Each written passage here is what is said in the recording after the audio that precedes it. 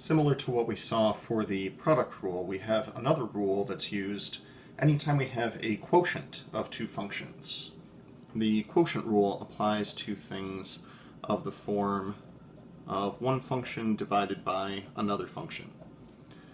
Now, just like what was true for the product rule, if I wanted to consider what the derivative of this would be, it is most definitely not simply differentiate the top and differentiate the bottom. That would be far too easy, and this is a math class, so let's not fool ourselves into thinking that it's always going to be fun and games and easy.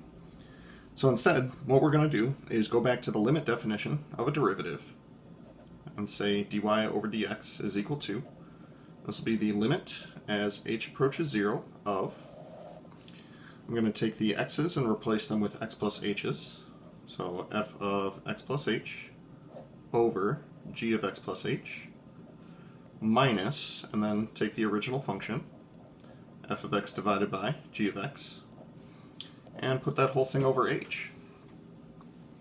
Now, consistent with some of the videos that you've seen in the past, we now have fractions inside of our fraction.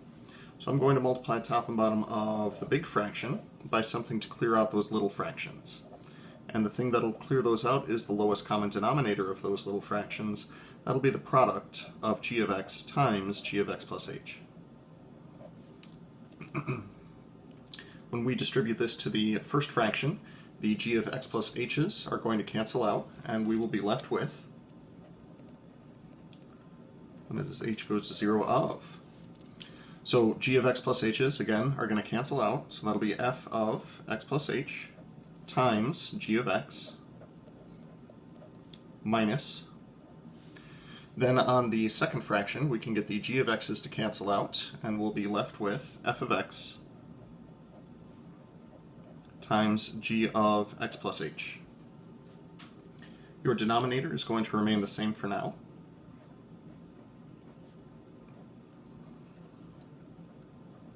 That'll be h times g of x plus h. Now, like we did for the product rule, there is going to be a quantity that I'm going to both add and subtract in the numerator in order to get it into a slightly nicer form for what we're going to be doing. So I'm going to leave a little blank here.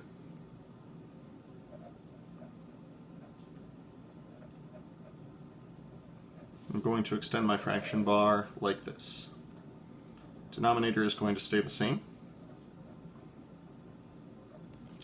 Now that quantity that I'm going to be adding and subtracting in the numerator will take on the following form. I'm going to subtract f of x times g of x, and then I'm going to add f of x times g of x. And these are the places where I'm going to add and subtract appropriately. Now here is why I'm doing all of this. So a couple algebra steps are going to take place. First thing I'm going to do is take this g of x times g of x plus h from the denominator. I'm going to take it out of the big fraction.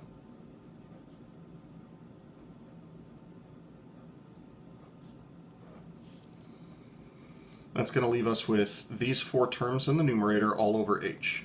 However, like I did for the product rule, I'm going to split it up so that the first two go together and so that the last two go together, and put them over h where appropriate. For the first two terms, I see that they have a factor in common, and that's that g of x. If I factor out the g of x, I will be left with f of x plus h from the first term minus f of x from the second term. All of this is still over h.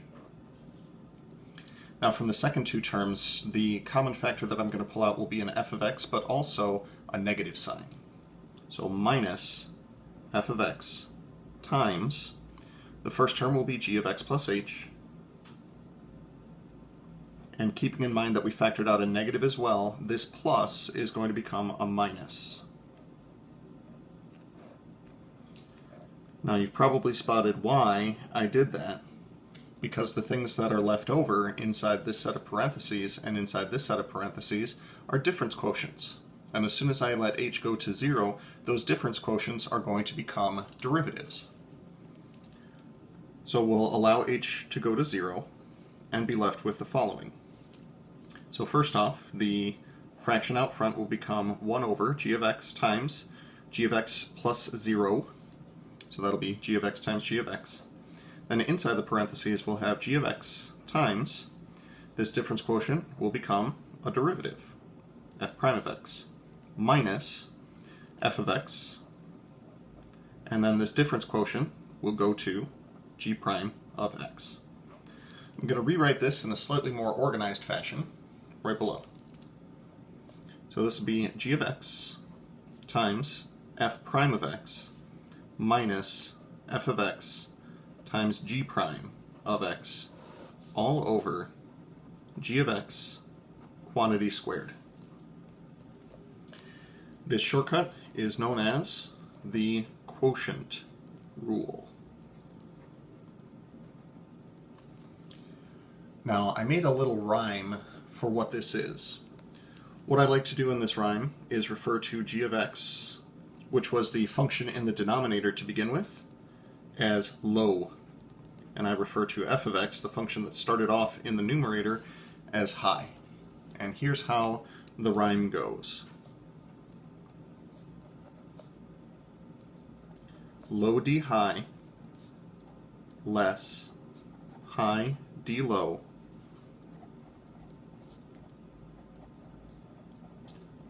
over the square of what's below. So again, g of x is referring to the bottom function, and f of x is referring to the top function. So when I say low, I'm actually referring to g of x. When I say d high, I'm actually referring to the derivative of the top function. So low d high less high d low over the square of what's below. Now, I'm not saying I should win an award for this poem, but I did rhyme d low with below, so come on. I deserve some sort of credit for that.